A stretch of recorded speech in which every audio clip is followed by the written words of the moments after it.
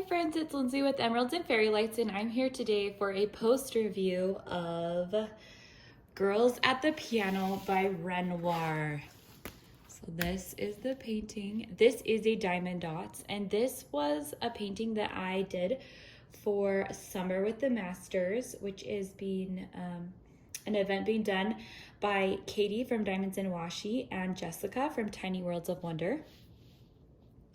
This piece obviously is a painting that is in the public domain, and it's not legally licensed, but you know, Diamond Dotz does legally license their paintings, but they can also do public domain pieces, so other sites could use this as well.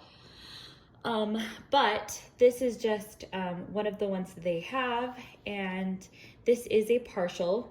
You can see down here, it shows you what part is, like the picture of what part is drilled. So you can see that the faces and the hands are not drilled. So that would be here, here, here, and right here. And so as far as this piece goes, it is a 48 by 66 centimeter, and there are 29 colors in this. There were no ABs or any special drills in this one. And I think as far as the quality of drills, can you just see that sparkle? Now that's one of the things that I noticed right away is these drills are extra sparkly.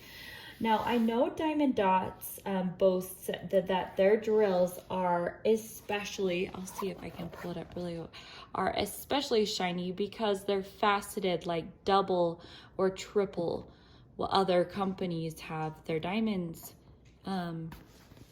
faceted as. And I say based off my experience, I think that has to be true. This does just shimmer. And I do have to say that their drills, because they are slightly different, strangely enough, like I did not have to change wax like nearly as often as other paintings as far as other companies go. Gosh, I feel like I had the same wax in my pen for days. So there was something about that I just felt like they picked up so well, and then they didn't take the wax off, I guess, like some other drills. I think if they're more pointy or whatever.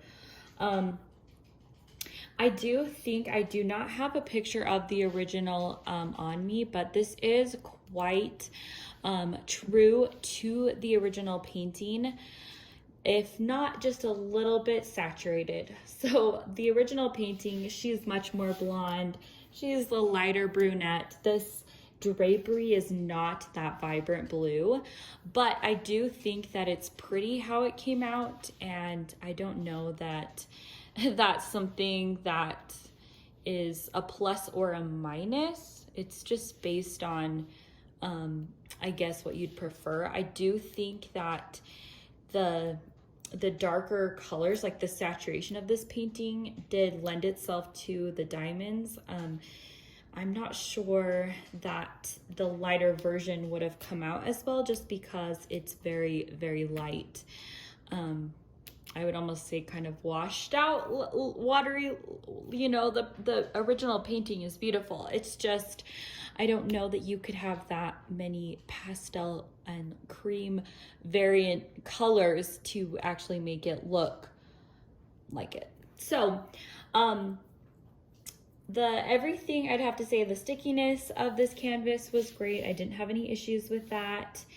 Now I do have to say, I don't know if you can kind of see that, but there's kind of wrinkles happening in the canvas, and it was a very weird thing to work on because these undrilled areas actually make strange folds in the canvas. I don't know quite how to explain it, but there's something about, I think, the pressure of the drills and then you go into spaces without drills that kind of puts weird pressure on the canvas. So though you can't really see that this is kind of ruffled when you're sitting down, I don't know if you can see that it doesn't lay flat. And I think that could be fixed, you know, if it was stretched, but there's something with the partial that does kind of make the painting not sit completely flat. I don't know that necessarily the partial part would turn me away from doing some of these older pieces, but I also don't know that I love it. I just don't know though how you could get the detail of these hands and the faces without them being basically not drilled. Because if they were drilled, I think they would come out very cartoony. And so I do think for some of these older pieces, that's kind of really the best option, is to make those not drilled areas. So I do think this one had a bit of the same problem as the last canvas that I reviewed from Dreamer Designs, but I don't know if you can see this. Let's see if I can get it to focus. But the edges of this painting were fraying. And the same thing around basically the whole canvas is that this kind of frayed, and little pieces of the fraying would get stuck on the canvas. And that is a little frustrating because they're so difficult to get off. In fact, you can kind of see right here, I don't know, can you see that? There's a string sticking out that I'll have to pull off. So there was that. This painting, because it didn't have any ABs, I think because basically if you would like to keep the natural image keep the painting, that flashy, sparkly things are not going to really help keep the painting realistic. But I do think that this, the candles that hold up the music on the piano stand are perfect to have put gold here. So I don't know why Diamond Dotz didn't do that originally. This is their Diamond Dotz gold that I used on it, and I think it is stunning in this picture. You can't quite pick it up on camera as well as it is in real life, but it's gorgeous. It's so pretty. I did have to kind of rework the candles a little bit, just because they weren't made to be such a standout piece on this painting. And so I basically had to kind of reshape them to fit, just because there was a lot of shading, that these ones were kind of blurry.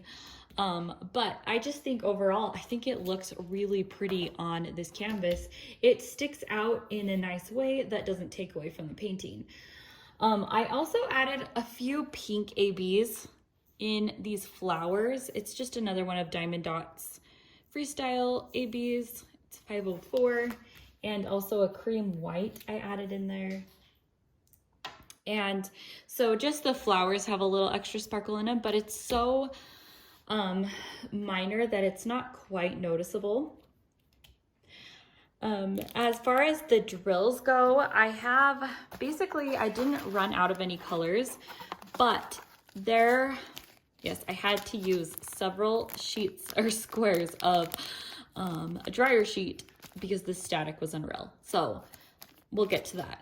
But if you can tell, like, this is one of the bigger colors, and there's just not a lot left over. And it was getting a little stressful because there were some things that I just was worried that I was going to run out. There definitely wasn't the cushion that I'm used to from, say, Diamond Art Club or Dreamer Designs. I think that they give you pretty close to what you need with very little of a pillow extra. So that's kind of something to keep in mind. I didn't find that there was a crazy ton of trash, but in the lighter colors, there was actually a lot more trash. And so those ones I was actually getting worried that I would have enough to finish the painting.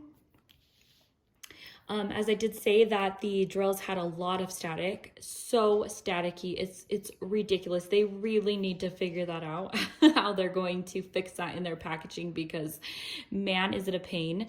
But I do have some other Diamond Dotz paintings that I am going to show you on my channel, and I think I will show you how I kitted up and it actually helped. I found that working in the baggies, how I did it that way, I stuck the dryer sheets in the baggies first, and then, you know, I can show you in better detail in another video, but I didn't have much problem with static after the fact, after I got them kitted up. So another thing that I did notice with this Diamond Dotz canvas is that this, even though that, I mean, the drills fit pretty well, it was very hard to multi-place because the drills didn't seem to fit the natural spacing that most paintings do. So I guess as far as like the multi-placer goes, so it was a little harder to multi-place. I ended up having to just straighten the drills after they were laid, but you can kind of see spots on her dress where there's kind of gapping. It's strange to have gapping in a round painting, but that's kind of what I felt I was running into, gapping on their dresses, especially in the lighter colors, because that always shows up more. But yeah, I just did feel like there was some gapping in the round painting.